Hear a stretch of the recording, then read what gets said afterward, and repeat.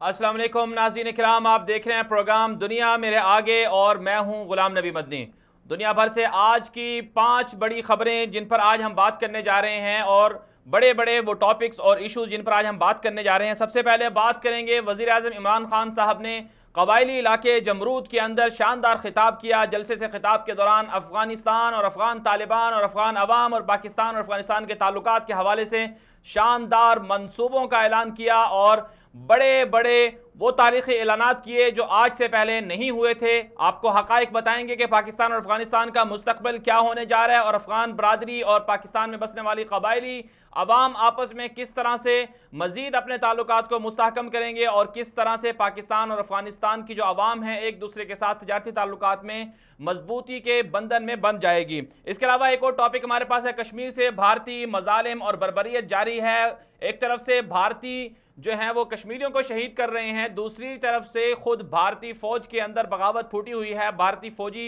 मारे जा रहे हैं, धमाके हो रहे हैं, हलाकतें हो रही हैं। फिर साथ साथ भारतीय मीडिया जो पाकिस्तान के खिलाफ प्रोपेगेंडा करता था कि उन्होंने पाकिस्तान का F-16 तैयारा गिराया है, पाकिस्तान के खिलाफ सर्जिकल स्ट्राइक उनकी कामयाब हुई है। तो ये जो दावे थे अमरीकी फॉरेन पॉलिसी मैगजीन ने उससे भारतीय जो दावे थे उनको बेनकाब किया है। तफसीलात आपको बताएंगे। एक और जो खबर है वो ये है कि दफ्तर खारजा के तर्जुमान ने कहा है कि 300 भारतीय कैदियों को जज्बा खैर सगाली के तहत रिहा किया जा रहा है पाकिस्तान से और चंद दिनों में रिहा कर दिया जाएगा। लेकिन बदले में भारतीय जो हैं वो भारत में जो पाकिस्तानी कैद हैं उनको तशद्दुद से हलाक करते हैं और फिर हलाक करने के बाद उनके आज़ा को चोरी करते हैं, फिर उन्हें बेचते हैं। तो ये क्या दोहरा मेयार है भारत की जानिब से? पाकिस्तान जज्बा खैर सगाली के तहत उनके लिए उनके बंदों को कैदियों को छोड़ रहा है, लेकिन वो पाकिस्तानी कैदियों को उनकी मैयतें पाकिस्तान के हवाले कर रही हैं। पाकिस्तान को क्या एक्शन लेना चाहिए, हकायक आपको बताएंगे। आगे बढ़ेंगे तो बात करेंगे 30 साल के बाद इराक जो है, इराक और सऊदी अरब जो है वो बाहमी ताल्लुकात में बंध गए हैं। 30 साल पहले इराक ने हमला किया था कुवैत पर और कुवैत पर कब्जा कर लिया था और 30 साल पहले जो था मामला जो ख़राब हुए थे अब वो मामला जो हैं वो दुरुस्त होने जा रहे हैं। बहरहाल पहले टॉपिक की तरफ बढ़ेंगे। हमने बात करनी थी अफगानिस्तान के हवाले से। इस वक्त हमारे साथ लाइन पर मौजूद हैं मारूफ तज्ज़ियाकार जनाब जनरल अमजद शुएब साहब। जनरल साहब बहुत बहुत शुक्रिया, आपने वक्त दिया हमें। ये फरमाइए कि वज़ीर आज़म इमरान खान साहब ने कल खिताब किया जमरूद के अंदर और अफगानिस्तान के हवाले से कहा कि वो मशवरे देते हैं कि वहाँ पर क़याम अमन हो जाए लेकिन वो मुदाखलत नहीं है। तो आपके ख्याल में पाकिस्तान अफगानिस्तान को अपने लिए क्या समझता है और पाकिस्तान का अफगानिस्तान में क़याम अमन के लिए कितना किरदार है, और अफगान जो हुकूमत है वो पाकिस्तान को क्यों कहती है कि तुम मुदाखलत कर रहे हो, हालांकि अफगान अवाम तो पाकिस्तान से मोहब्बत करती है?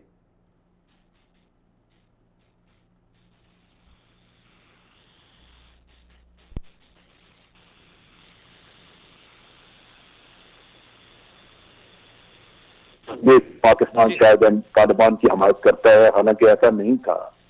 और ये जो हुकूमत है इसमें नॉर्दर्न अलायंस वाले मौजूद हैं जिनके ऊपर इंडिया का इन्फ्लुएंस बहुत है, और इन लोगों को ये अंदाजा है कि अगर तालिबान के साथ कोई सुलह सफाई हो जाती है तो उस सूरत में इनका इन्फ्लुएंस शायद उतना ना रहे, भारत का इन्फ्लुएंस नहीं रहेगा या नॉर्दर्न अलायंस का कम होगा। चुनाचे वो हुकूमत पे हावी हैं, वो इस तरह की फजूलियात बोलते रहते हैं। हालांकि अमन होगा अफगानिस्तान में तो पाकिस्तान की सरहदें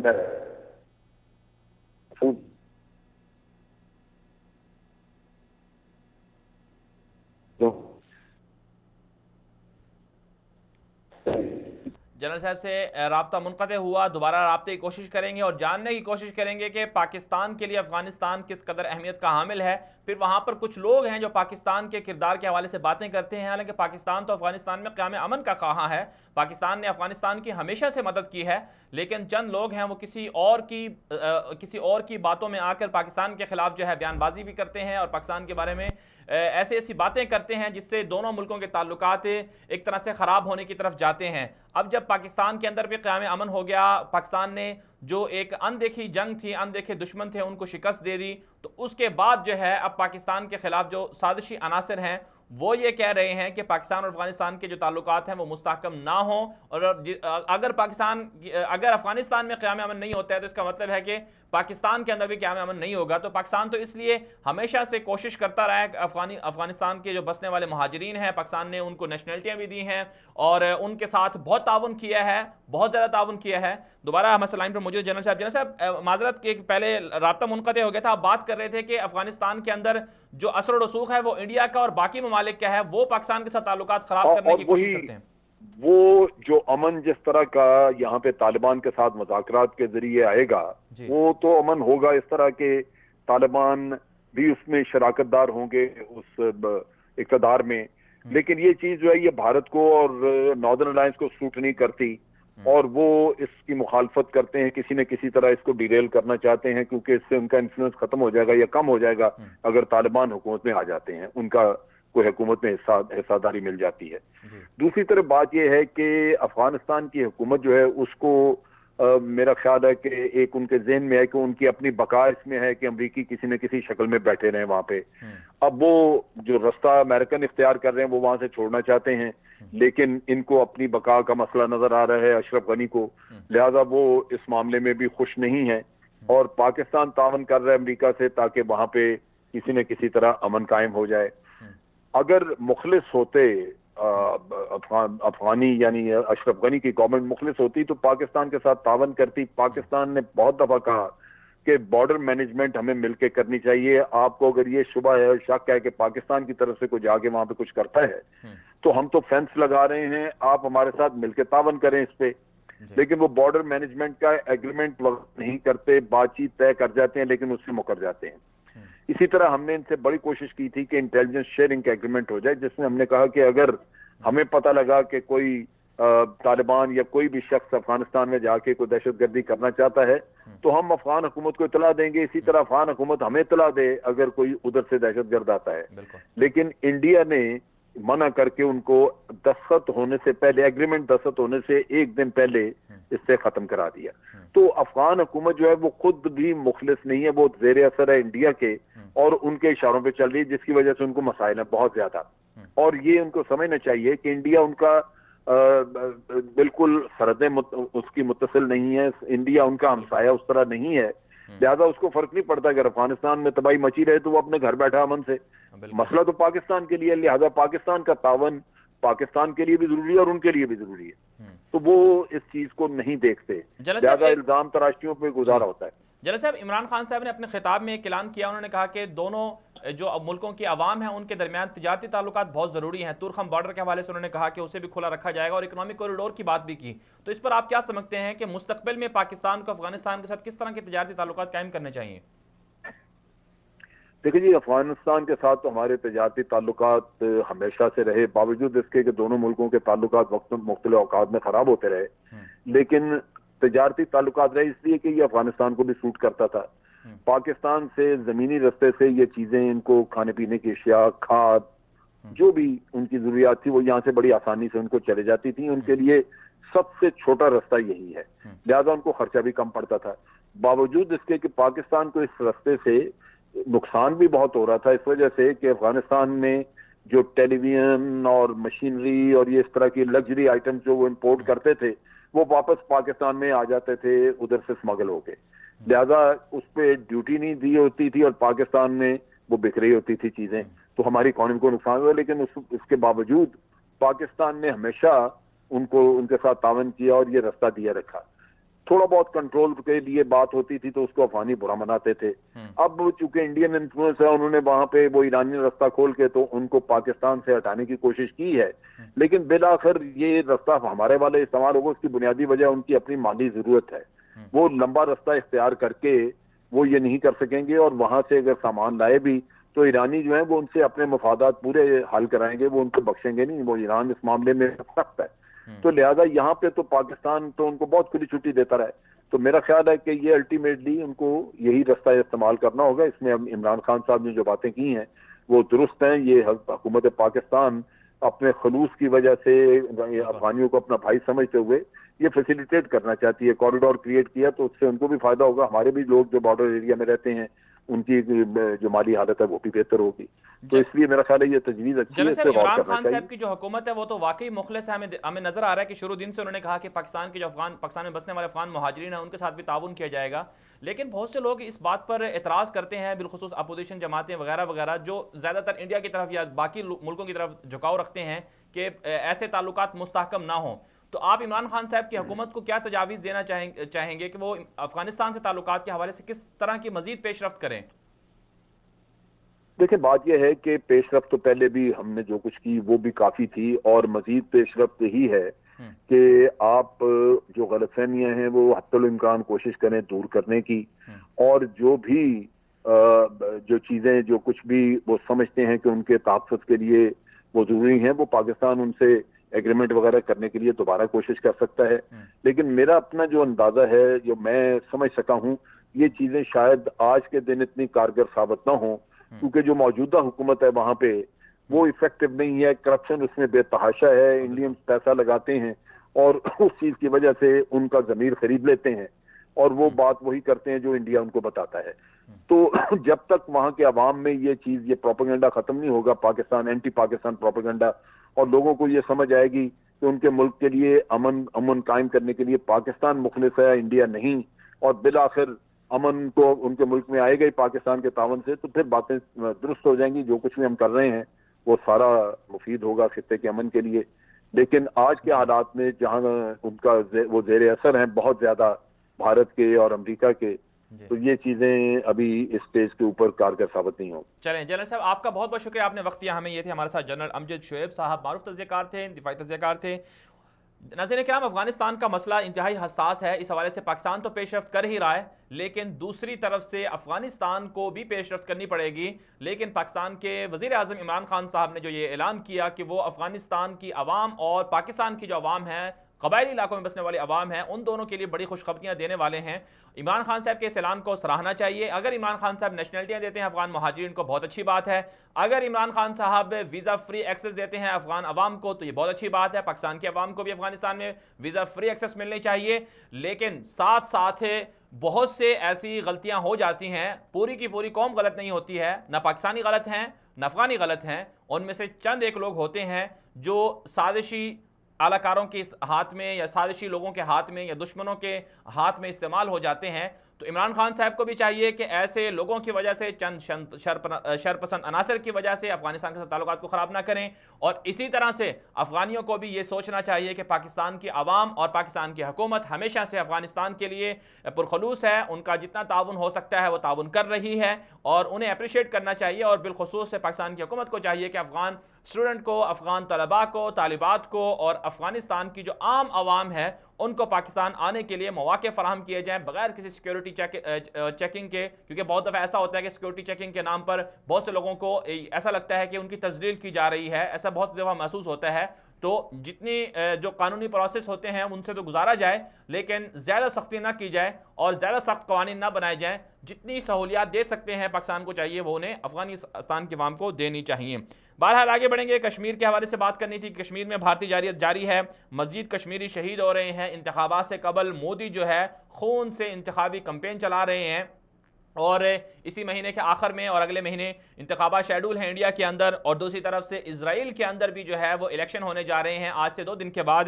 تو 2019 کے اندر جو الیکشن ہو رہے ہیں اسرائیل اور انڈیا کے، ان کا بڑا آپس میں کمبینیشن تو ہے ہی، اور عالمی طاقتوں کا ہدف یہ ہے کہ مودی بھی جیت جائے اور نیتن یاہو بھی جیت جائے، اور پھر اس کے بعد آگے گریٹر انڈیا کا بھی سین ہے، گریٹر انڈیا کا بھی منصوبہ ہے، اور ساتھ ساتھ گریٹر اسرائیل کے منصوبے پر تو پیش رفت جاری ہے۔ لیکن یہاں پر ایک بات ہے جو امریکی میگزین نے، امریکی دفاعی حکام نے انڈیا کو بے نقاب کیا ہے۔ سوال یہ پیدا ہوتا ہے 1 ارب 20 کروڑ کی آبادی والا جو انڈیا ہے، یہ کس طرح سے دنیا کو بیوقوف بناتا ہے، اور کس طرح سے یہ پاکستان کو بیوقوف بناتا ہے، یا پاکستان کے خلاف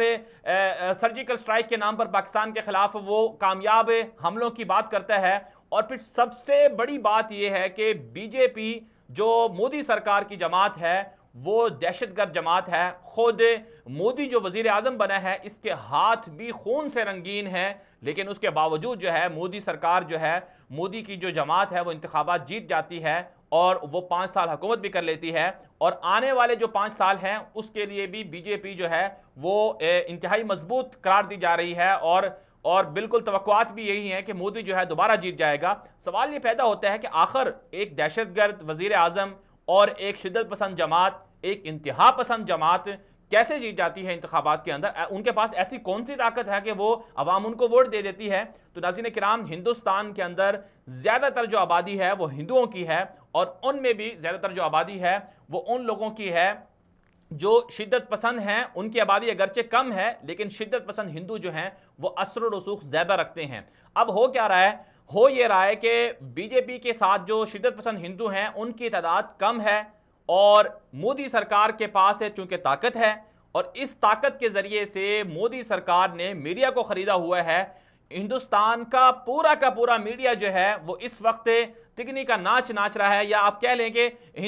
جو مودی کی جو حکومت ہے اس کے اشاروں پر وہ ناچ رہا ہے، اور مودی سرکار نے ہندوستان کے میڈیا کو فنڈنگ کی ہوئی ہے، اور اس فنڈنگ کی وجہ سے ہر وہ ناکام چیز، ہر وہ ناکام حملہ، ہر وہ مودی کی جو حکومت تھی اس کے ہر طرح کے وہ مذموم اقدام، ان کو بھی وہ ایک طرح سے اچھے اقدامات کے طور پر، اچھے منصوبوں کے طور پر انہیں کامیاب بنا کر پیش کرتا ہے۔ اب ہوا کیا ہے، پاکستان کے ساتھ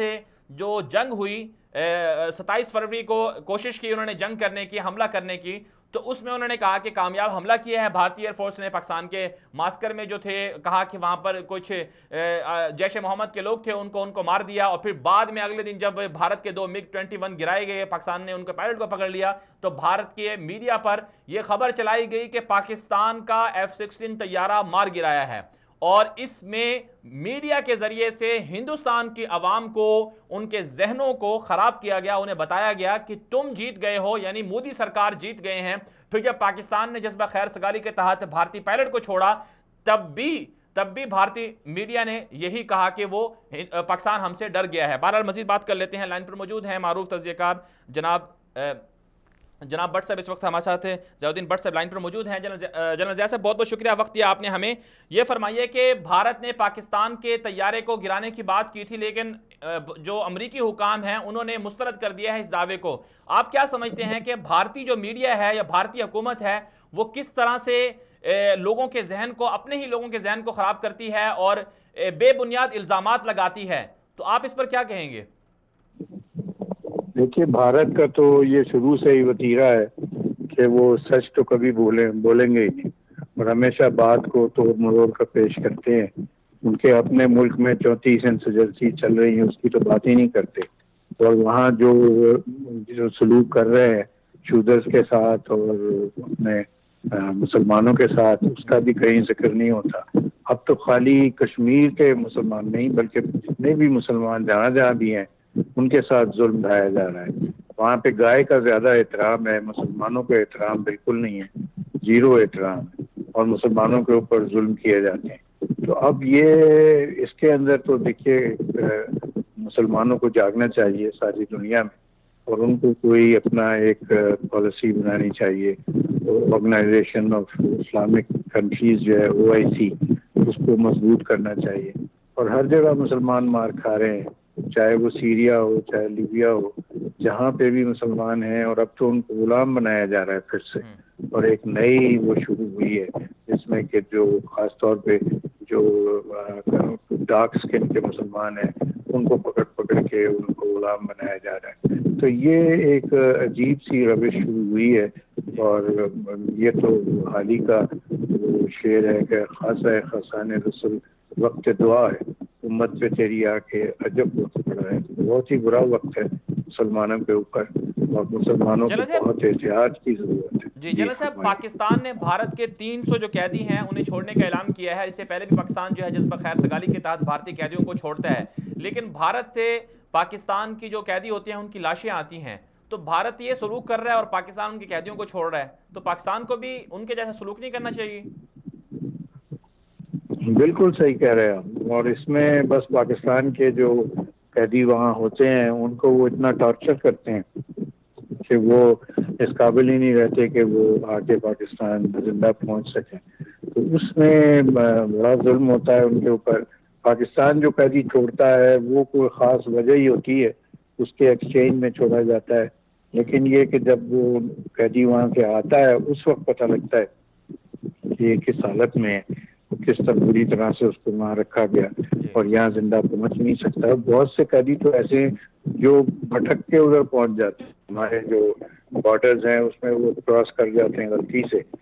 ان کے ساتھ بھی بہت ظلم کیا جاتا ہے، حالانکہ پتہ ہوتا ہے کہ یہ کوئی اس قسم کے نہیں ہیں جو کہ عقل مند، مطلب بیوقوف قسم کے لوگ ہوتے ہیں جو بیچارے ان کو پتہ بھی نہیں ہوتا وہ کہاں کراس کر رہے ہیں۔ وہ کر جاتے ہیں اور پھر پکڑے جاتے ہیں. تو اس قسم کے حالات ہیں. ہمارا بارڈر چونکہ کامن ہے اس لیے کہیں نہ کہیں گڑبڑ رہتی ہے. اللہ رحم کرے. اور کشمیر میں تو بہت زیادہ ہے اور وہاں کے اوپر روز اتنی کیجویلٹیز ہو رہی ہیں. وہاں پہ وہ استعمال کرتے ہیں گولہ بارود جس سے کہ ہمارے جو بارڈر پہ لوگ رہ رہے ہیں ان میں بہت شہادتیں ہو رہی ہیں. پاکستان جواب تو دے رہا ہے ٹکا کے پاکستانی فوج, لیکن یہ ہے کہ یہ کب تک اس طرح چلے گا اور کب تک یہ بیچارے جو ہے قربانیاں دیتے رہیں. جنرل صاحب آپ کا بہت بہت شکریہ, آپ نے وقت دیا ہمیں. یہ تھے ہمارے ساتھ جنرل ضیاء الدین بٹ صاحب, بہت اچھی گفتگو کر رہے تھے. ناظرین کرام, پاکستان بدلے میں ان کے قیدی چھوڑ دیتا ہے اور ان کا بہت احترام بھی کرتا ہے, انہیں چائے پلاتا ہے, جو ان کی ضروریات ہوتی ہیں, سہولیات ہوتی ہیں, ان کا بھی خیال رکھتا ہے. لیکن بھارت جو ہے وہ ہٹ درمی سے باز نہیں آتا. بھارت پاکستانی قیدی جو غلطی سے سرحد پار کر جاتے ہیں, بارڈر کراس کر جاتے ہیں, ان کو قید کر کے ان کو اذیتیں دیتا ہے. اور ساتھ ساتھ بھارت جو ہے جو وہاں پر قید ہوتے ہیں تو ان کے ساتھ تشدد کا معاملہ کیا جاتا ہے. اور یہ خبریں بھی سامنے آ رہی ہیں کہ جب وہ فوت ہو جاتے ہیں تو ان کے اعضاء کو چوری بھی کر لیا جاتا ہے جیلوں کے اندر. یہ ہم نے دیکھا 27 فروری کو جب معاملہ ہوا اور 28 فروری کو جب ان کا پائلٹ گرفتار کیا ابھینندن کو, تو اس وقت پاکستان نے ان کے پائلٹ کو چھوڑا, لیکن اسی دوران بھی ہندوستان سے ایک پاکستانی قیدی شاکر اللہ کی لاش پاکستان آئی اور اسے پتھر مار کر شدت پسند وہاں جو جیل میں قید تھے ہندو, انہوں نے ہلاک کیا تھا. اور بنیادی طور پر دیکھا جائے تو وہ ان کو موقع کس نے دیا؟ موقع خود وہاں کی پولیس نے دیا, خود وہاں کی سرکار نے دیا. تو ایک طرف سے انڈیا پاکستان کے ساتھ یہ سلوک کر رہا ہے اور دوسری طرف سے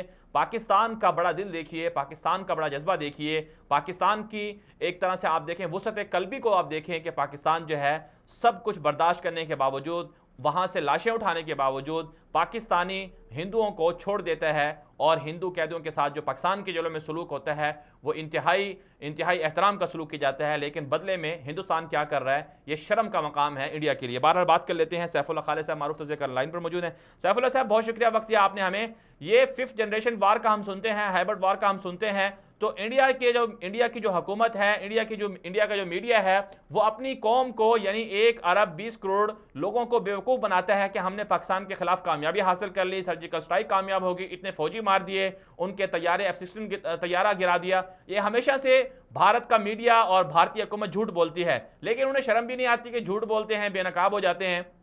تو آپ کیا سمجھتے ہیں کہ امریکی فارن پالیسی میگزین نے کہا ہے کہ بھارت نے پاکستان کا کوئی F-16 طیارہ نہیں گرایا اور دنیا بھر میں سبکی ہوئی ہے, اس سے پہلے بھی ہوتی رہتی ہے لیکن انہیں شرم نہیں آتی, تو آپ اس پر کیا کہیں گے؟ دیکھیں مدنی صاحب, بسم اللہ الرحمن الرحیم. مدنی صاحب صورتحال یہ ہے کہ بندر کے ہاتھ میں ماچس والا معاملہ آپ نے سنا ہوگا. جی مودی صاحب کا معاملہ ایسا ہی ہے. وہ ایک جنگی جنون کا حامل شخص ہے اور بنیادی طور پہ وہ ایک دہشت گرد سوچ رکھنے والا انسان ہے. آپ نے گجرات میں اس کے کارنامے سن رکھے ہوں گے, کس طرح سے اس نے مسلمانوں کے گھر جلائے, ہزاروں کی تعداد کو شہید کر دیا. اور اس کے اگر بیک گراؤنڈ کو آپ دیکھیں مودی کو, تو یہ سیاسی کارکن نہیں ہے, یہ ہندوؤں کی انتہا پسند تنظیم RSS کا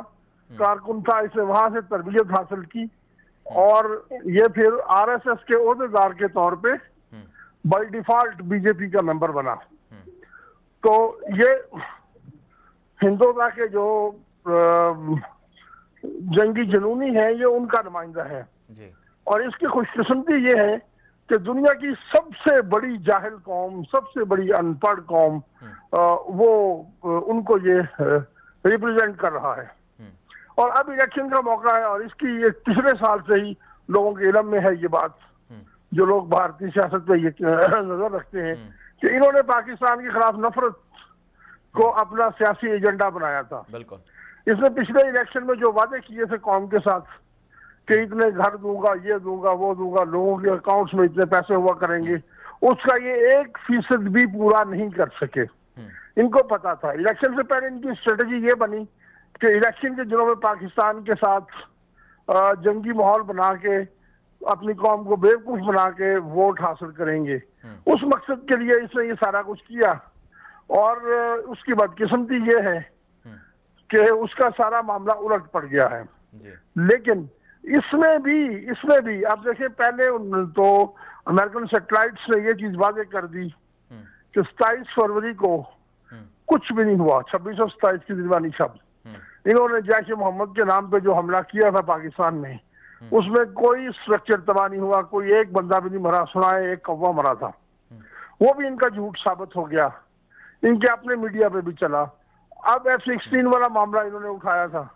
وہ بھی ثابت ہو گیا کہ یہ جھوٹ بول رہے تھے اور ان کا جھوٹ امریکیوں نے بے نقاب کر دیا. اب ان کا اپنا میڈیا بھی اس سے بات کر رہا ہے, اور انڈین جو پالیٹیشنز ہیں وہ بھی اس سے بات کر رہے ہیں. فاروق عبداللہ نے آج بات کی ہے, کشور نے بات کی ہے, اور سابق وزیر دفاع اور وزیر خارجہ بات کر رہے ہیں اس پہ کہ یہ سراسر ایک جھوٹ تھا. تو جھوٹ کی بنیاد پہ پاکستان کے خلاف نفرت کی بنیاد پہ ایک الیکشن کمپین کھڑی کی گئی ہے جس میں دعوے ہیں اور الیکشن جیتنے کی کوشش ہے, لیکن مجھے لگتا ہے کہ یہ الٹا پڑ جائے گا. جی سیف اللہ صاحب, یہ تو ان کا جھوٹ تو بے نقاب ہو گیا. ایک اور خبر سامنے آ رہی ہے انڈیا سے کہ انڈیا نے سیٹلائٹ کا کوئی تجربہ کیا ہے وہاں پر میزائل مارنے کا, تو ناسا نے بھی اس کے خلاف بات کی ہے اور کہا ہے کہ اس سے خطرات لاحق ہوں گے. اور پھر ساتھ ساتھ یہ بھی خبریں سامنے آ رہی ہیں کہ انڈیا جو ہے وہ سالانہ $10 ارب سے زائد کا اسلحہ خریدتا ہے, اور 40% جو 40 سے 50% اسلحہ ہے وہ اسرائیل سے خریدتا ہے. اور آپ نے یہ دیکھا ہوگا کہ عجیب اتفاق ہے کہ نیتن یاہو بھی گریٹر اسرائیل کے منصوبے پر کاربند ہے, اور مودی جو ہے وہ بھی گریٹر انڈیا کے منصوبے پر, اور ان کی جو جماعت ہے اس کا بھی نظریہ یہ ہے کہ ہندوستان جس طرح سے ماضی میں تھا بڑا, اسی طرح بڑا ہونا چاہیے. گریٹر انڈیا اور گریٹر اسرائیل دونوں کا منصوبہ, دونوں کے اندر موافقت ایک طرح سے ہے, اور دونوں کے ساتھ جو ہے عالمی طاقتیں پشپنائی بھی کر رہی ہیں. تو آپ کے خیال میں انڈیا کا یہ جنگی جنون جو ہے خطے میں اس سے بدامنی اور عدم استحکام تو ہو ہی رہا ہے, تو اس سے پاکستان کو کیا مقابلہ کرنا چاہیے کہ گریٹر انڈیا گریٹر اسرائیل یہ دونوں خطرناک ہیں پاکستان کے لیے؟ دیکھیں جی, ہمارے لیے تو دونوں ایک ہی طرح کے بڑے دشمن ہیں.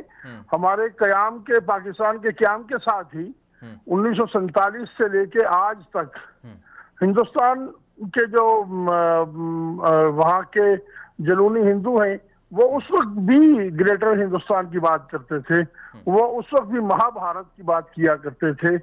تو یہ ہندوتا کا جو ان کا نظریہ ہے وہ یہی ہے کہ پاکستان ہے اور برما بھی اور یہ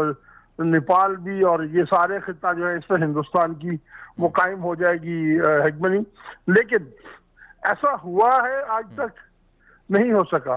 اب تو سچویشن یہ ہے کہ نیپال اور برما بھی اس کے تسلط سے آزاد ہو رہے ہیں. انڈیا کے ارد گرد جتنے بھی چھوٹے ملک ہیں وہ سارے ممالک پاکستان کے قریب آ رہے ہیں انڈیا کے اسی احمقانہ رویے کی وجہ سے. اور دوسری بات یہ ہے کہ موجودہ دنیا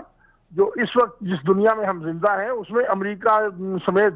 جتنے بھی لوگ انڈیا کی پشتپنائی کر رہے ہیں, اب یہ ممکن نہیں ہے کہ انڈیا اس کے لیے اپنی طاقت کے ذریعے سے پاکستان جیسے ایک ایٹمی ملک کو اپنے اس میں انڈو کر سکے اور پھر دوبارہ سے ایک گریٹر ہندوستان بنا سکے. اور اسی طرح سے اسرائیل کو بھی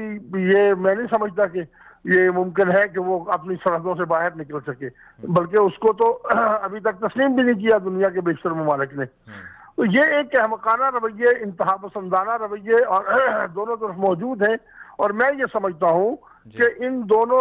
ممالک کے رویوں سے ان کے علاقوں میں, ان کے خطوں میں عدم استحکام تو جو ہے وہ ہے, اس سے عالمی امن کو خطرہ ہے. ہندوستان کا بھارت کا جو مہا بھارت کا تصور ہے وہ صرف پاکستان, انڈیا یا جنوبی ایشیا کے لیے خطرہ نہیں ہے. جس طرح سے بھارت اسلحے کے ڈھیر لگا رہا ہے, اس کے بعد جس طرح سے ناقص قسم کا, اس پہ آپ کسی وقت اور بات کریں تو ہم ڈیٹیل دے سکتے ہیں کہ دنیا کا ناقص ترین اٹامک ویپن جو ہے وہ انڈیا کے پاس موجود ہے, اور دنیا کے نااہل ترین لوگوں کے پاس اس کا کنٹرول ہے. جہاں آئے دن چوریاں ہوتی ہیں, جہاں ان کے ایٹمی جو افزودہ یورینیم ہے وہ دلی کے کباڑیے کی دکان پہ پایا گیا, اور جہاں سے چند سال پہلے کی بات ہے یہ. تو اس طرح کا غیر ذمہ دار, اور پھر لیڈر بھی ان کے مودی جیسے غیر ذمہ دار ہیں. تو یہ صرف پاکستان انڈیا کے لیے نہیں ہے مسئلہ, ساتھ چائنا بھی موجود ہے, اور پھر پوری دنیا کے لیے خطرہ ہے کہ خدا نہ خواستہ یہاں سے ایک چنگاری اٹھے تو پوری دنیا کو جلا کے وسم کر سکتی ہے. ایسا ہی کچھ معاملہ اسرائیل کے پاس ہے. حالانکہ اسرائیل کو یہ خوش فہمی ہے کہ اس کے ارد گرد کوئی پاکستان نہیں ہے جو اس کو ہینڈل کر سکے, لیکن اس کے ارد گرد بھی بہت بڑی آبادی موجود ہے, اور وہاں بھی اسی طرح کا معاملہ ہے, وہاں بھی اسی طرح کی غیر ذمہ دارانہ قیادت ہے جو پورے خطے کو آگ میں جھونک سکتی ہے. تو ہم یہ سمجھتے ہیں کہ امریکی اپنا اسلحہ بیچنے کے شوق میں انڈیا اور اسرائیل جیسے دو پالتو گنڈے جو پال رہے ہیں، یہ دراصل ان کی انسانیت دشمنی ہے، یہ انسانیت کے ساتھ ظلم ہونے جا رہا ہے کہ یہ دو اس قسم کے غیر ذمہ دارانہ قسم کے ممالک جو ہیں ان کے اسلحے کے ڈھیر لگائے جا رہے ہیں۔ اور اس کا علاج جہاں آپ کے سوال کا دوسرا حصہ کہ پاکستان کو کیا کرنا چاہیے، تو پاکستان کو وہی کرنا چاہیے جو پاکستان کر رہا ہے کہ اپنے وسائل کے اندر رہتے ہوئے باہر سے اسلحہ خریداری کے جنون میں انڈیا کا مقابلہ ہم نہیں کر سکتے، نہ ہمارے پاس اتنا فالتو بجٹ موجود ہے اور نہ ہی اس کی کوئی ضرورت ہے۔ ہم جس طرح سے پاکستان تحمل کے ساتھ اپنے وسائل میں رہتے ہوئے اپنے ہتھیار اور اپنی تمام ضروریات میں خود کفالت کی طرف جا رہا ہے، اور پاکستان کا جو دفاعی نظام میں اس وقت دنیا کے بیشتر ممالک کے ساتھ ہمارا اشتراک عمل ہے، چائنا کے ساتھ ہے، رشیا کے ساتھ بھی ہم مل کے کافی سارے دفاعی پروجیکٹ کر رہے ہیں، ترکی کے ساتھ مل کے کر رہے ہیں، آذربائیجان کے ساتھ مل کر کر رہے ہیں، سعودی عرب کے ساتھ مل کے کر رہے ہیں۔ تو یہ ایک نیٹ ورک ہے، یہ ہمارے دوست ہیں، یہ ہمارا ایک معاشرہ ہے، بھائی چارہ ہے، ہم ایک دوسرے کے دفاع کے لیے ایک دوسرے کے ساتھ تعاون کر رہے ہیں۔ تو یہی پاکستان کو کرنا چاہیے، اور میں سمجھتا ہوں کہ پاکستان کی پالیسی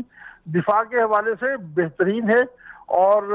یہی انڈیا کا بہترین جواب ہے۔ ہم نے دیکھ بھی لیا، پوری دنیا نے دیکھ لیا، یہ فروری کے آخری 2 دنوں میں جو ایک 3 دن کی جنگ ہوئی ہے، کہ اتنی بڑی امپائر کھڑی کرنے کے باوجود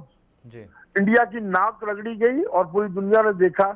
کہ وہ کچھ بھی نہیں بگاڑ سکا۔ چلیں سیف اللہ صاحب، آپ کا بہت بہت شکریہ، آپ نے وقت دیا ہمیں۔ ناظرین کرام، ہم نے انڈیا کی ناک تو رگڑوائی ہے، اور ہم نے ساتھ ساتھ اسرائیل کی ناک بھی رگڑوائی ہے۔ شاید اسرائیل بھی یہ بات بھول گیا ہے کہ جب انہوں نے اردن پر حملہ کیا تھا تو پاکستان کے پاک فضائیہ نے جا کر اسرائیل کے 3 طیارے مار گرائے تھے، اور یہ اعزاز صرف اور صرف پاکستان کے پاس ہے کہ اس نے نہ صرف بھارت کے جنگی طیارے گرائے ہیں، اور بلکہ اس کے ساتھ ساتھ اسرائیل جو دنیا میں سب سے بڑا سمجھا جانے والا ملک ہے دفاع کے اعتبار سے، اور کہا جاتا ہے کہ سب سے بڑی ٹیکنالوجی اس کے پاس ہے، پاکستان نے اسے بھی شکست دی ہے۔ اگر پاکستان کا کردار ملاحظہ کریں آپ، تو پاکستان نے دنیا کی سب سے بڑی سپر پاور طاقت جو اس وقت تھی رشیا، اس کو شکست دی ہے، اور پھر اس کے بعد دنیا کی بعد میں آنے والی جو خود کو بڑی سپر پاور طاقت کہلاتی تھی امریکہ، پاکستان نے اس کو ناک رگڑوائی ہے۔ اور اب بھارت اپنے آپ کو یہ کہتا ہے کہ وہ گریٹر انڈیا بنانے جا رہا ہے، گریٹر ہندوستان، مہا بھارت کا خواب دیکھتا ہے کہ پاکستان اس کا حصہ ہے، پاکستان پر وہ قبضہ کرنا چاہتا ہے، وہ عرب ممالک کی طرف جانا چاہتا ہے کہ وہ بھی ہمارا حصہ ہے۔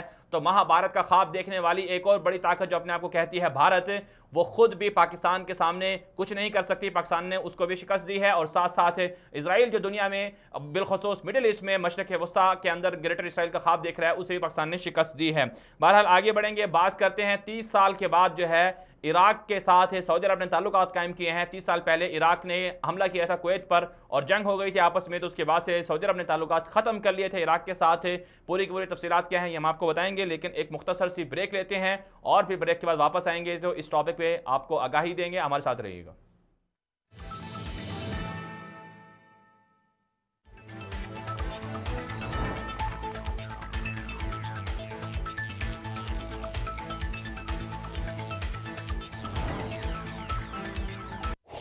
شام اور عراق میں ایرانی قاتل۔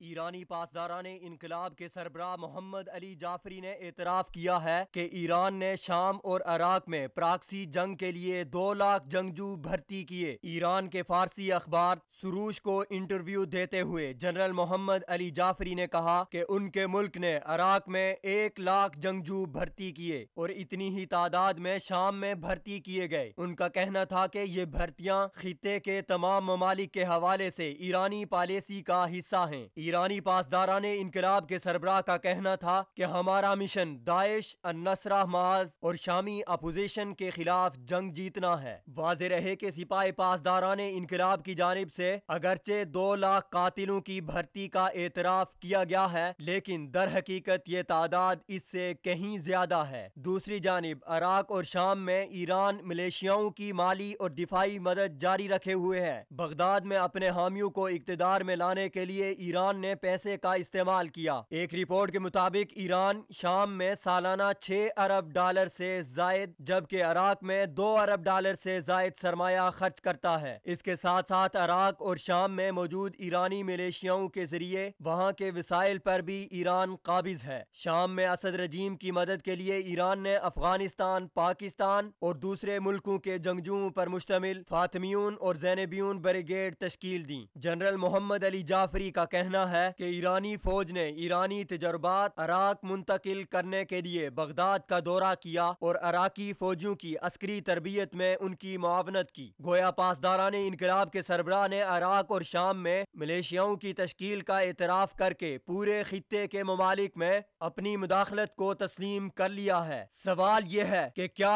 आलमी दुनिया दहशत गर्दी के इस वाज़े एतराफ़ के बावजूद ईरानी मिलिशियाओं के खिलाफ कोई संजीदा कार्रवाई करेगी?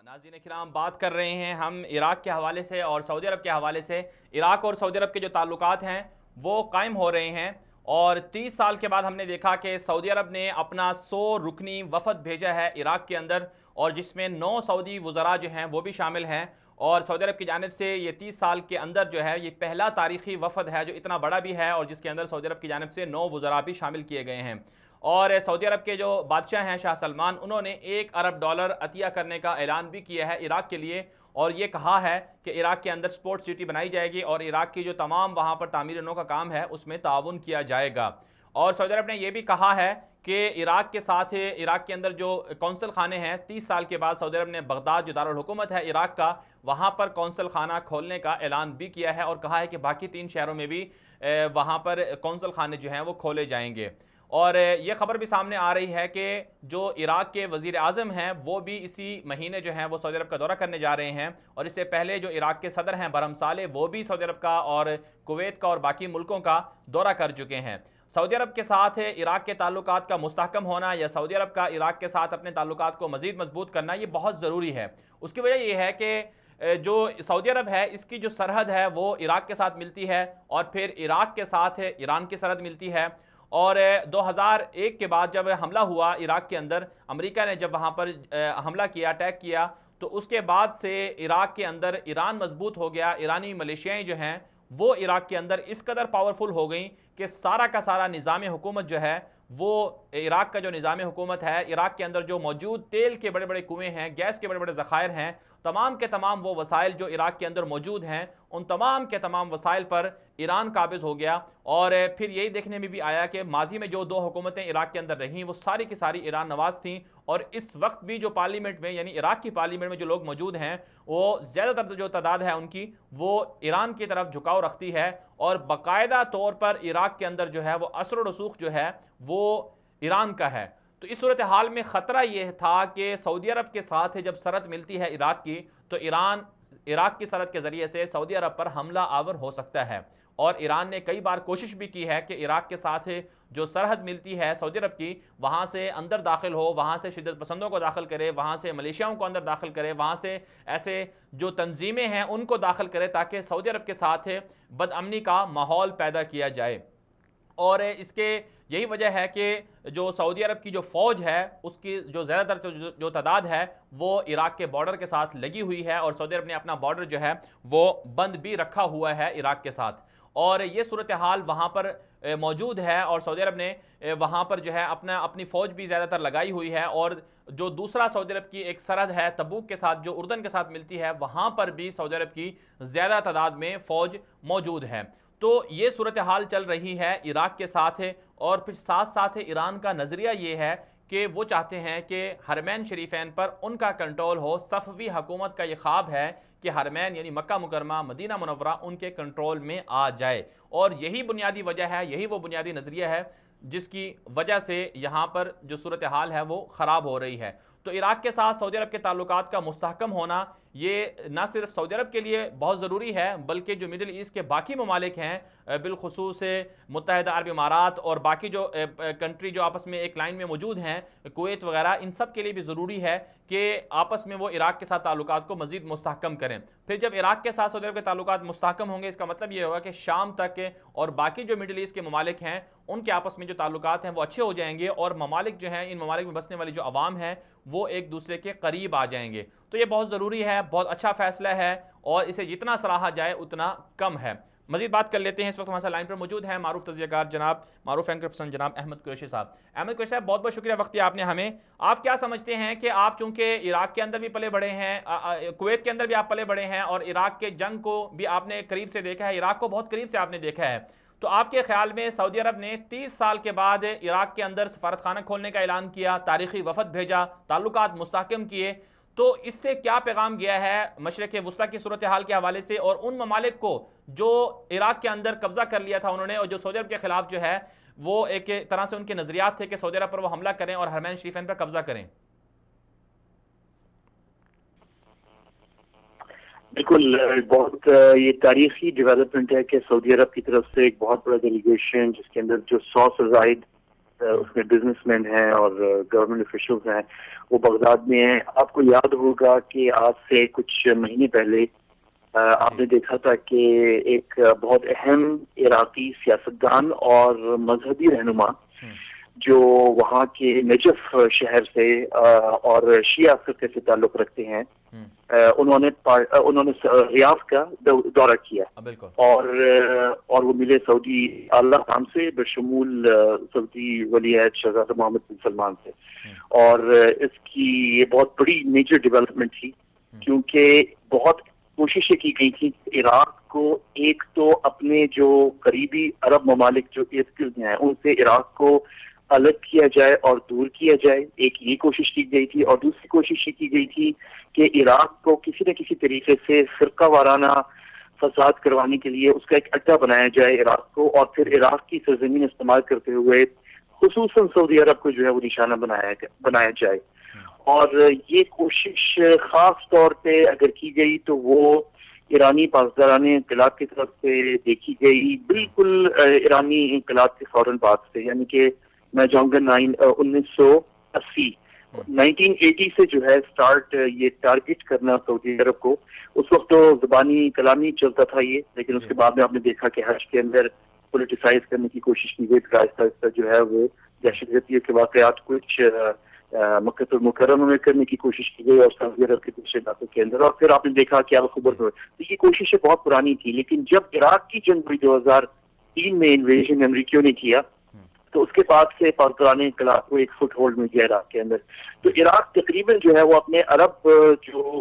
پڑوسی ہیں ان سے الگ ہو چکا تھا، اور پہلے تو ظاہر ہے وہ امریکن فورسز اور انٹرنیشنل فورسز کی کنٹرول میں تھا، لیکن ساتھ ساتھ یہ بھی دیکھا گیا کہ پاسداران انقلاب نے جو ہے وہ کافی حد تک جو ہے قابو کر لیا تھا عراق کی سیاست کو۔ لیکن یہ بڑی دور رس اور بڑی ایک ویژن کی بات ہے سعودی قیادت کی کہ سعودی عرب نے یہ فیصلہ کیا کہ فرقے کی بنیاد کے اوپر خارجہ پالیسی نہیں ہوتی، اور یہ رشتہ جو ہے عراق کا عرب پڑوسی ممالک کے ساتھ اور سعودی عرب کے ساتھ جو ہے وہ اسلام کے اندر جو مذاہب ہیں اور مکاتب فکر ہیں ان سے ہٹ کے اور اس کے اوپر ہونا چاہیے، اور یہ بڑا اسٹریٹجک فیصلہ تھا جو ریاض نے کیا، اور جس کا فائدہ یہ ہوا کہ یہ کنوے کیا گیا عراق کے اہم سیاستدانوں کو اور اہم سیاسی شخصیات کو، چاہے وہ کرد ہوں، چاہے وہ عراقی عرب شیعہ ہوں یا وہ عراقی عرب سنی ہوں، کہ عراق جو ہے اس کے ساتھ جو رشتہ ہے وہ تاریخی رشتہ ہے۔ بغداد جو ہے وہ اہم عرب دارالحکومت ہے، اور اسے کسی غیر ملکی طاقت کے زیر اثر نہیں ہونا چاہیے، اور یہ پیغام جو ہے عراق کے اندر پھیلا۔ اس کی اور اچھی بات یہ تھی کہ عراق کے اندر خود عراقی جو ہیں، چاہے وہ سنی ہوں، شیعہ ہوں یا کرد ہوں، وہ بھی تنگ آ گئے تھے ان بیرونی مداخلت سے، خصوصاً جو ایران کی طرف سے کوشش ہو رہی تھی کہ عراق کو کنٹرول کیا جائے۔ تو یہ میسج جو ہے اس طریقے سے پیش کرنا سعودی عرب کی طرف سے عراقیوں کے سامنے یہ پیغام بھیجنا کہ ہم آپ کے غم میں، آپ کی خوشیوں میں آپ کے ساتھ ہیں، عراقی قوم کے ساتھ ہیں، اور ہم چاہتے ہیں کہ عراقی جو ہیں وہ عرب ہیں اور مسلمان ہیں، اور عراقی متحد رہیں اور کسی کی زیر اثر نہ ہو، نہ کوئی انہیں استعمال کرے. یہ پیغام، اور ہم مدد کریں گے. سعودی عرب جو ہے وہ عراق کو اسٹیبلائز ہونے میں مدد کرے گا. تو یہ پیغام بہت اہم تھا، اور ظاہر ہے عراقیوں نے بھی سوچا سمجھا، اور بخصوص آپ کو پتہ صدام حسین کی حکومت کے بعد سے، جس سے جو عراق میں شیعہ مسلمان ہیں ان کی حکومت وہ میجورٹی میں ہے، اور ان کی حکومت جو ہے بغداد میں بنی، تو ان کو یہ شک تھا شاید کہ ہمیں باقی عرب ممالک ہمیں شاید قبول نہ کریں کیونکہ ہم شیعہ ہیں، اور ایران ہم سے کہہ رہا ہے، بالخصوص ایران کے اندر جو پاسداران انقلاب ہیں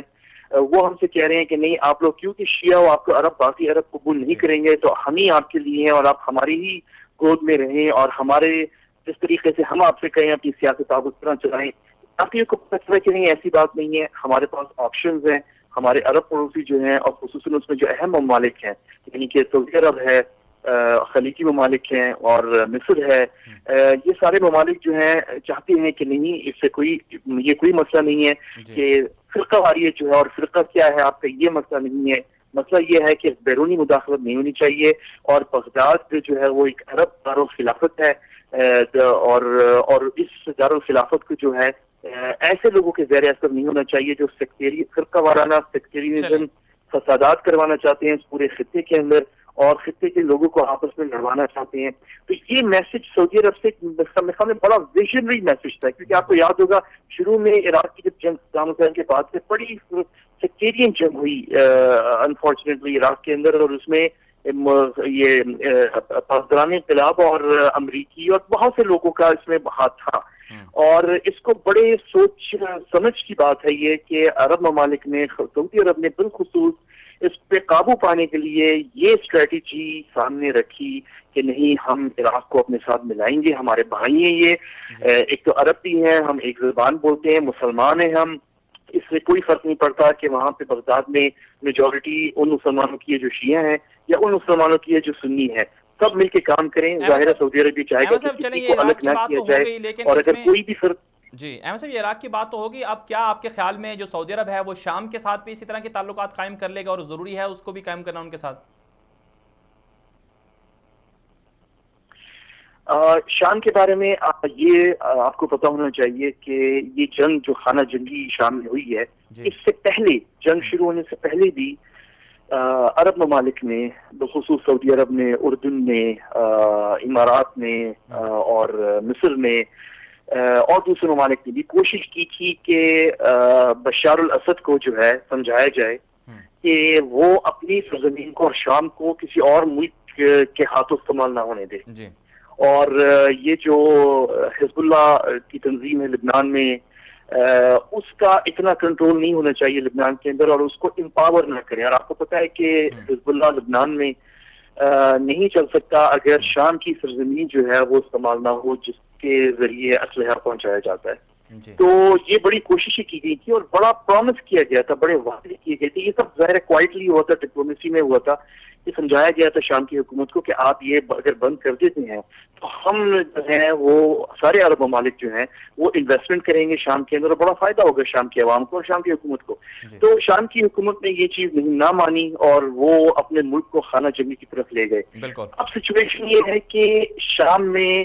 خانہ جنگی سے کسی کو فائدہ تو نہیں ہوا، لیکن ایک چیز ضرور ہوئی ہے کہ بشار الاسد کی حکومت بہت زیادہ کمزور ہو چکی ہے، اور یہ سب کو پتہ چل گیا ہے کہ یہ حکومت نہیں چل سکتی. اگر آج روسی اور ایرانی جو فورسز ہیں وہ نکل جائیں تو یہ کھڑی نہیں رہ سکتی حکومت جو ہے، اور اس میں نہ صلاحیت ہے نہ اس کی فوج میں صلاحیت ہے، اور یہ نہیں چل سکتی. تو اس وقت جو ہے معاملہ اس بات پہ اٹکا ہوا ہے کہ ٹھیک ہے خانہ جنگی بند ہو، بہت نقصان ہو چکا، لیکن بشار الاسد کی حکومت کو قبول نہیں کیا جا سکتا. اور آپ نے دیکھا کہ ابھی حال ہی میں تونس کے اندر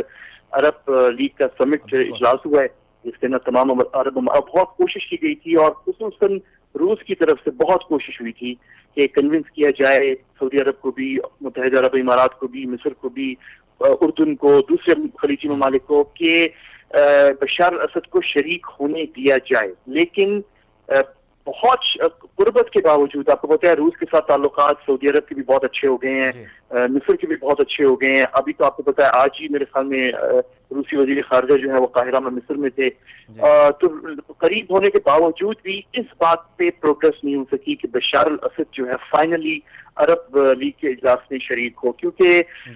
جو میجر عرب ممالک ان کا خیال ہے کہ ٹھیک ہے ہم خانہ جنگی بند کرتے ہیں، تھوڑی بہت کوئی انڈائریکٹ جو فیسلٹیز ہیں سہولیات ہیں وہ دے دیتے ہیں بشار الاسد کی حکومت کو، لیکن اس وقت تک ہم اس حکومت کو قبول پھر سے نہیں کریں گے جب تک بشار الاسد یہ کمٹمنٹ نہیں دیتے کہ میں تیار ہوں ایک سیاسی عمل شروع کرنے میں جس میں باقی شام کی جو عوام ہے ان کو موقع دیا جائے کہ وہ اپنا مستقبل کا تعین کریں. تو جب تک یہ پروگرس بشار الاسد نہیں کریں گے تو عراق اور شام، جو آپ کا سوال ہے، عراق اور شام تھوڑے سے مختلف ہیں. عراق کو قبول کر لیا گیا ہے، شام کو ابھی پوری طرح قبول نہیں کیا گیا، وقت لگے گا. اچھا ایک اور خبر تھی احمد صاحب کہ امریکہ کوشش کر رہا ہے، امریکہ غور و فکر کر رہا ہے، جو رائٹرز کی طرف سے بھی یہ اشارے ملے ہیں کہ پاسداران انقلاب جو ایران کی فوج ہے اس پر پابندی لگا دی جائے، اور یہ دنیا میں پہلا واقعہ ہوگا کہ کسی بھی ملک کی فوج پر امریکہ کی جانب سے پابندی لگائی جائے گی. تو آپ اس پر کیا کہیں گے؟ بہت سے لوگوں کو یہ پتہ نہیں ہے کہ پاسداران انقلاب جو ہے وہ ایران کی فوج نہیں ہے. ایران کی جو مسلح افواج ہیں، جو آرمی، نیوی اور ایئر فورس ہے، وہ الگ ہیں اور وہ موجود ہیں. اور ان کو 1979 یعنی کہ ایران میں جو انقلاب ہوا یا کو ہوا شاہ رضا پہلوی کی حکومت کے خلاف، اس کے بعد جو مسلح افواج ہیں ایران کی، جو پروفیشنل آرمی ہے، جو ویل ٹرینڈ آرمی ہے، اسے سائڈ لائن کیا گیا اور وہ سائڈ لائن رہی، اور تمام تر جو ریسورسز تھے وہ ایک نئی ملیشیا قائم کی گئی جس کا نام تھا پاسداران انقلاب، اور جو ایرانی حکومت کے ماتحت نہیں ہے، وہ ڈائریکٹ رپورٹ کرتی ہے مشیر اعلیٰ کو یعنی کہ خامنئی کو، اور اس کا حکومت سے کوئی تعلق نہیں ہے، اور وہ فوج کے اندر بھی نہیں آتی. وہ ٹاپ پہ ہے، اس کو تمام ریسورسز دی جاتی ہیں، اس کے اندر پھر بسیج ہیں اور دوسری ملیشیاز آتی ہیں. جو ایران کی آرم فورسز ہیں، جو آرمی ہے، نیوی اور ایئر فورس ہے، وہ موجود ہیں لیکن وہ سائڈ لائن ہے. ابھی ان کو جب شام کے اندر جنگ شروع ہوئی تو پاسداران انقلاب نے بجائے کہ اپنے لوگوں کو، اپنی سولجرز کو وہ مروائے، تو انہوں نے یہ کیا کہ انہوں نے ایران کی جو آرمی ہے اس کے لوگ بھیجنے شروع کر دیے. اور جب دیکھا کہ وہ آرمی کیونکہ اتنے سالوں سے اس کو سائڈ لائن کیا ہوا ہے، اس کی ٹریننگ اتنی نہیں ہے، وہ نہیں لڑ سکتی ایک گوریلا وار جو شام کی گوریلا وار تھی بیسیکلی، تو پھر انہوں نے یہ فاطمیون بنائے جو افغانیوں کو اس میں ڈالا گھسیٹا، اور پھر انہوں نے زینبیون بنایا جس میں انہوں نے پاکستان سے کافی ہمارے بچوں کو جو ہے وہاں بھیجا، لیکن بعد میں ظاہر پاکستان نے یہ عمل روک دیا. تو بیسکلی جو ہے یہ فوج ایران کی موجود ہے. پاسداران انقلاب جو وہ فوج نہیں ہے، وہ الگ ملیشیا ہے، اور یہ جو لگ رہی ہے پابندی یہ ان پہ لگ رہی ہے. ظاہر ہے اب ایران کی جو حکومت ہے اس کے تحت یہ ملیشیا آتی ہے تو یہ آفیشیل ملیشیا ہے، لیکن یہ ڈسٹنکشن بہت ضروری ہے لوگوں کے ذہنوں میں ڈالنا کہ ایران کی آرم فورسز موجود ہے. آپ کو پتہ ہے 79 سے پہلے اگر ابھی بھی کوئی، اب تو ریٹائرڈ ہو گئے ہوں گے زیادہ تر، لیکن بہت سارے ایسے آفیسر ہوں گے شاید ابھی بھی جو پاکستان کی بھی ملٹری اکیڈمی سے ایران کی آرمی، نیوی اور ایئر فورس کے شاہ کے زمانے کے پڑھے ہوئے ہیں. ظاہر ہے وہ تو ریٹائرڈ ہو چکے ہیں میجورٹی ان میں، تو یہ بڑا فرق ڈسٹنکشن ضروری ہے. وہ ایران کی آرم فورسز ایک پروفیشنل آرمی ہے. یہ جو پاسداران انقلاب ہے یہ آپ کو پتہ ہے ایک مخصوص مذہبی فورس ہے جو کہ ایک فرقے سے تعلق رکھتی ہے اور اسی سے اس کی ریکروٹمنٹ ہوتی ہے. باقی ایرانی جو ہیں دوسرے فرقوں سے، جو مسلمان ہیں دوسرے فرقوں سے ہیں، سنی ہیں دوسرے ہیں، ان کو وہ اس میں ریکروٹ نہیں ہوتے، اور یہ ایک خاص سوچ کی ملیشیا ہے. تو اب یہ میجر ڈیولپمنٹ بالکل ضرور ہے اس سے، کیونکہ یہ بیسکلی وہ فورس ہے جو ایران عام طور پہ اپنی ریولوشن جس کو ایکسپورٹ کہتے ہیں اس کے لیے استعمال کرتا رہا ہے. میں اس کو کہوں گا مداخلت کے لیے، اور یہ مداخلت افغانستان میں بھی کرتے رہے ہیں، تاجکستان میں بھی کی ہے، آذربائیجان میں بھی کی ہے. انہوں نے پاکستان میں آپ نے دیکھا گلبشن یدف، پاکستان کی جو سیکیورٹی ادارے ہیں ان میں کافی حد تک جو ہے وہ ایسے شواہد موجود ہیں کہ گلبشن یدف کا جو بھارتی دہشت گرد نیٹ ورک کا چابہار میں، وہ بیسکلی پاسداران انقلاب کے ماتحت تھا، کیونکہ پاکستانی حکام جو ہیں کئی عرصے سے ایران کی حکومت اور وزارت خارجہ کو یہ انکشاف ہونے سے پہلے ان سے رابطے جو تھے اس میں کچھ شواہد ان سے شیئر کیے گئے تھے. تو وہ ایران کی وزارت خارجہ، وزارت داخلہ اور صدر حسن روحانی کے جو مشیران ہیں ان کا یہ کہنا تھا کہ ہمیں کوئی اطلاع نہیں ہے کہ انڈیا کو جو ہے کوئی فیسلٹی کی گئی ہے چابہار کے اندر جہاں پہ ان کی انٹیلیجنس آپریٹ کرے، جس سے یہ شک پڑتا ہے کہ جو چابہار میں ہوا اور کلبھوشن یادو کی جو آپریشن تھی وہ مکمل طور پہ پاسداران انقلاب کے انڈر تھی، اور باقی ایرانی حکومت جو دوسری جو مرشد اعلیٰ یعنی خامنہئی کے علاوہ جو لوگ ہیں شاید وہ واقف نہیں تھے شاید.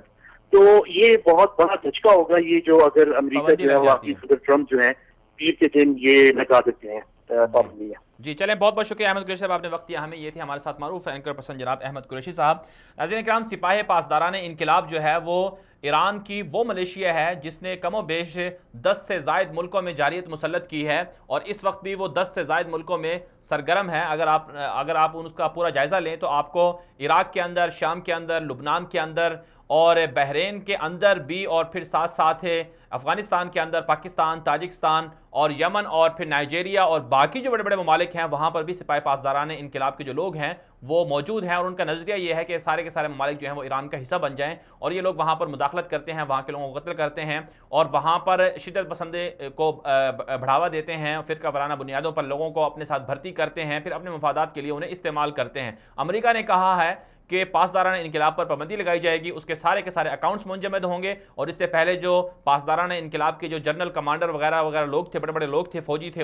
ان پر بھی پابندیاں لگائی جا چکی ہیں. اچھی ڈیولپمنٹ ہے، اس کو جتنا اپریشیٹ کیا جائے اتنا کم ہے. آگے بڑھتے ہیں، بات کر لیتے ہیں سندھ میں ہندو مذہب والوں کو دعوت دینا جرم بن گیا ہے، اور سندھ جسے باب الاسلام کہا جاتا تھا وہاں پر اسلام کی تبلیغ کو ممنوع قرار دینے کے لیے ایک شرمناک بل لایا جا رہا ہے، اور ایک متنازع قسم کا بل ہے یہ. اس میں کہا جا رہا ہے کہ کوئی بھی جا کر سندھ کے اندر جو ہندو بستے ہیں ان کو اسلام کی دعوت نہیں دے سکتا.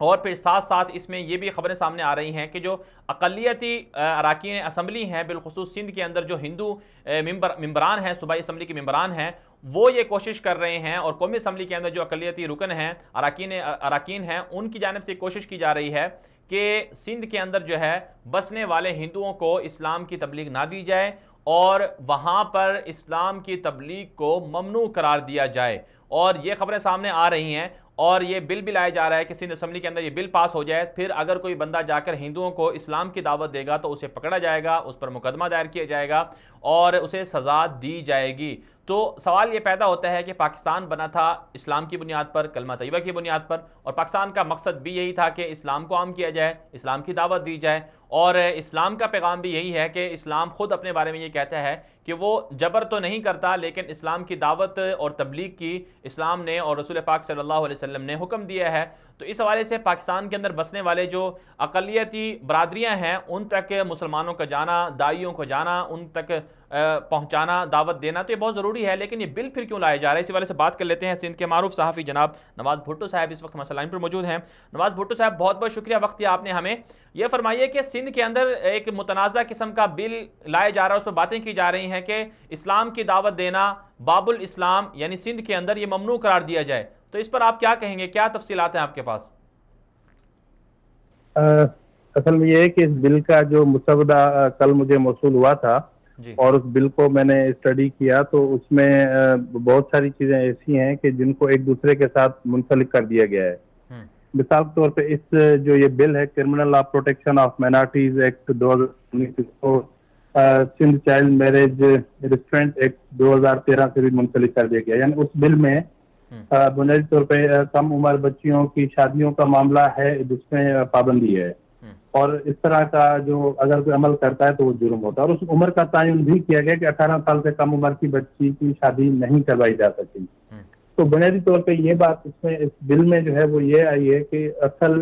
جو اس کا جو پس منظر اگر آپ اس کو یوں کہہ سکتے ہیں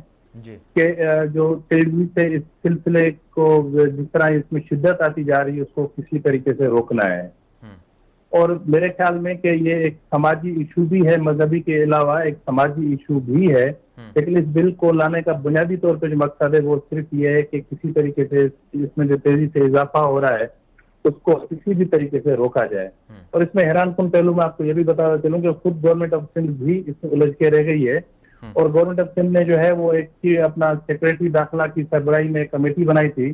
جس میں جو ہے اپنا کمشنر سکھر اور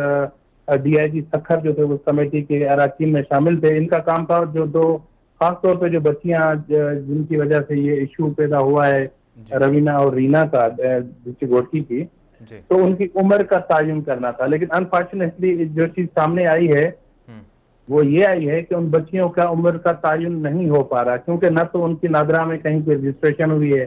نہ تو ان کا کوئی ریکارڈ موجود ہے، اور جس گاؤں سے یہ بچیاں نکلی ہیں اس گاؤں میں جو اسکول ہے جہاں تک کہ اس اسکول میں بھی اس کا کوئی ریکارڈ نہیں ہے، اور جو یونین کونسل جس سے یہ تعلق رکھتی ہیں تو اس یونین کونسل میں بھی ان کا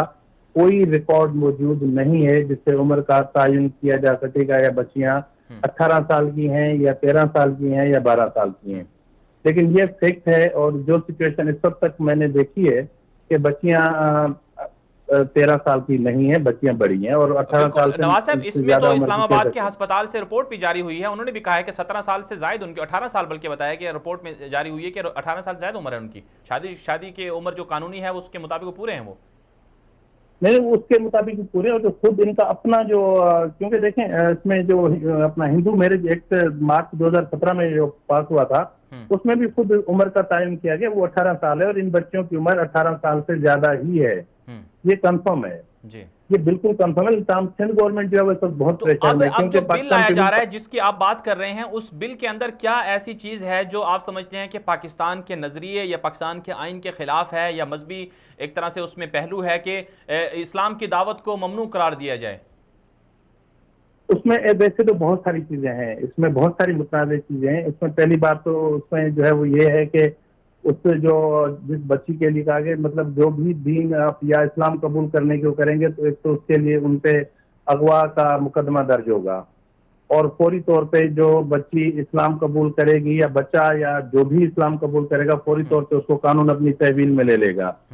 اور بچی یا بچہ دونوں میں سے کوئی بھی اگر اسلام قبول کرتا ہے تو وہ پولیس کی کسٹڈی میں رہیں گے، اور کورٹ میں جب جاتے ہیں تو ان کا ان کیمرہ ٹرائل ہوگا۔ مطلب یہ جیسے کوئی بہت بڑی کنسپیریسی ہے کہ جس کا ان کیمرہ ٹرائل ہوگا، اور ان کو جس جگہ رکھا جائے گا وہ بہت ہی خفیہ ہوگی، یعنی اگر اس مقام کو کوئی ڈسکلوز بھی کر دے گا تو وہ بھی بہت بڑا جرم ہوگا۔ اور دوسری بات جو بڑی بات ہے وہ یہ ہے کہ اگر کوئی اس طرح کنورژن ہوتی ہے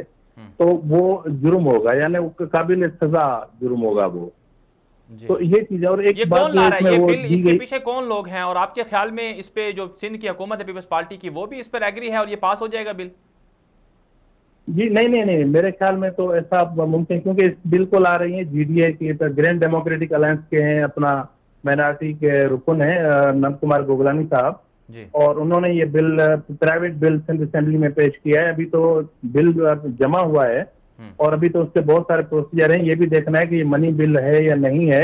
اور اس کے بعد مختلف ڈپارٹمنٹس ہیں کنسرن، وہ رپورٹ دیں گے، لا ڈپارٹمنٹ رپورٹ دے گا، پھر اسٹینڈنگ کمیٹی میں جائے گا، اس کے بعد بل اسمبلی میں آئے گا۔ لیکن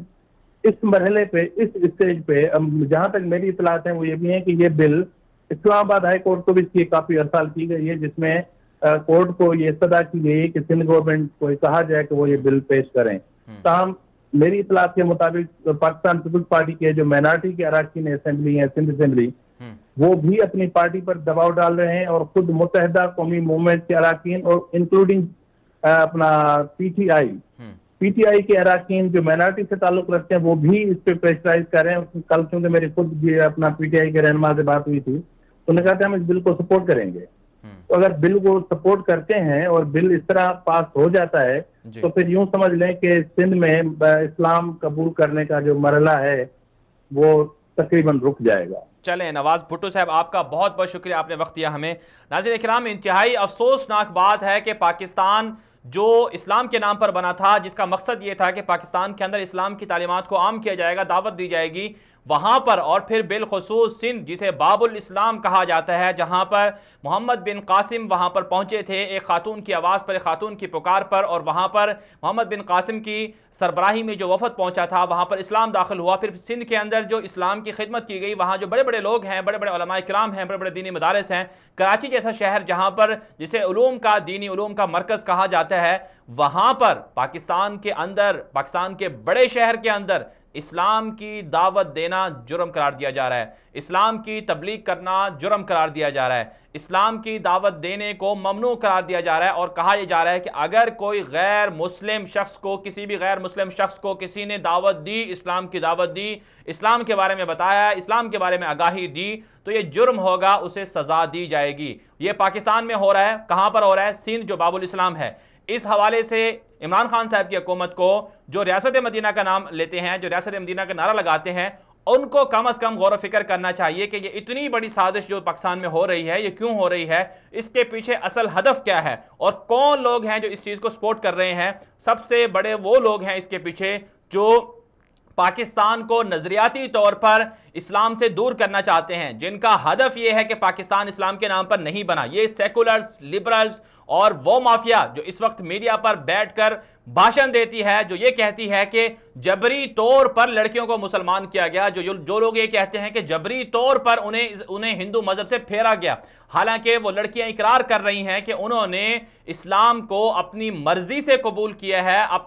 اپنے غور و فکر، ہوش و حواس میں اسلام کو قبول کیا ہے۔ ہندوستان کے اندر ہندو جو ہیں وہ شدت پسندی کرتے ہیں، یہاں پر جو ہے وہ لبرل مافیا جو ہیں وہ شدت پسندی پر اتر آئے ہیں، اور وہ جو ہندو جو بیچارے جن کو اپنے دین کا پتہ، جن کو اسلام کے بارے میں کوئی تعلیم نہیں تھی، جن کو اسلام کے بارے میں کوئی آگاہی نہیں تھی، وہ اگر اسلام کو پڑھتے ہیں، اسلام قبول کرتے ہیں تو ان کو مسلمان ہونے سے روکا جا رہا ہے۔ یہ لوگ کون کر رہے ہیں؟ یہ وہ لبرل مافیا، وہ میڈیا پر بیٹھے ہوئے اینکر پرسن جو محض بیرونی این جی اوز اور بیرونی مفادات کی خاطر جو ہیں وہ مسلمانوں پر، اسلام کی دعوت دینے والوں پر، علماء کرام پر اور دینی مدارس پر کیچڑ اچھالتے ہیں، جو یہ کہتے ہیں کہ مولوی صاحب نے جا کر جو ہے ان کو اسلام کی جبری طور پر دعوت دی ہے، قاضی صاحب نے ان کو جبرن جو ہے مسلمان کیا ہے، حالانکہ وہ خود اقرار بھی کر رہے ہوتے ہیں۔ تو اس لیے ناظرین کرام، آپ سب کو، ہم جو عوام ہیں، ہمیں آواز اٹھانی ہوگی کہ پاکستان اسلام کے نام پر بنا ہے، یہاں پر اسلام کی تعلیمات جس طرح سے ہر بندہ اس کے مطابق عمل کر سکتا ہے، اسی طرح سے اسلام کی دعوت دینا، اسلام کی تبلیغ کرنا، نشر و اشاعت کرنا